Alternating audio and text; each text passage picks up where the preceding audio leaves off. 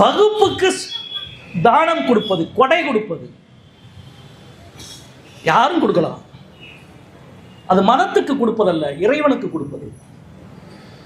மதம்தான் மனிதனுக்கு வேறு வேறு. இறை நம்பிக்கை என்பது எல்லோருக்கும் ஒன்று. அவர்கள் எந்த இறைவனை ஏற்கிறார்களோ அந்த இறைவனுக்கு நான் கொடுக்கிறேன்.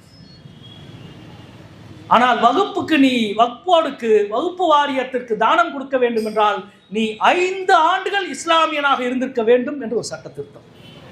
என்ன அநியாயம்! இந்த இருக்க கோவில் ரோட்டு மேலே ஒரு பிள்ளையார் கோவில் இருக்கு, அதில் ஒரு உண்டியல் இருக்கு. போகிற போக்கில் ஒருத்தர் சாமியை கும்பிட்டு உண்டியலில் காசு போட்டு போறாரு.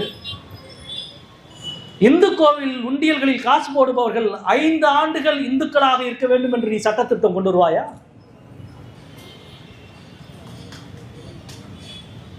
இந்த கேள்வி உண்மையா இல்லையா? இந்த கேள்வி நியாயம் இருக்கதா இல்லையா? அது மதம் சம்பந்தப்பட்டதல்ல, அது இறை நம்பிக்கை சம்பந்தப்பட்டது.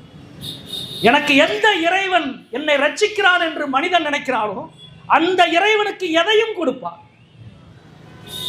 அது அவரவருடைய இறை நம்பிக்கை, மத நம்பிக்கை, மத உரிமை, அரசியல் சாசன சட்டம் வழங்கியிருக்கிற உரிமை.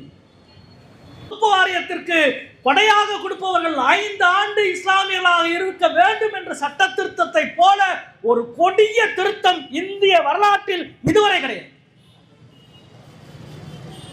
நாங்கள் திருப்பி கேட்கிறோம், பாஜகவுக்கு நன்கொடை கொடுக்கிறார்கள, பாஜகவுக்கு நன்கொடை கொடுப்பவர்கள் 5 ஆண்டுகள் பாஜகவில் உறுப்பினராக இருக்க வேண்டும், இருந்தால்தான் நன்கொடை பெற முடியும் என்று நீ உன் கட்சிக்கு சட்ட திட்டம் கொண்டு வருவாயா? அது வேண்டாங்க. ரைடு நடக்குதுல்ல, இடி ரைடு, இன்கம் டாக்ஸ் ரைடு நடக்கிறவங்க கிட்ட 5 வருஷம் நான் நன்கொடை பெற மாட்டேன்னு பாஜக சொல்ல முடியுமா? சொன்னா அவங்க கஜானாவே காலி.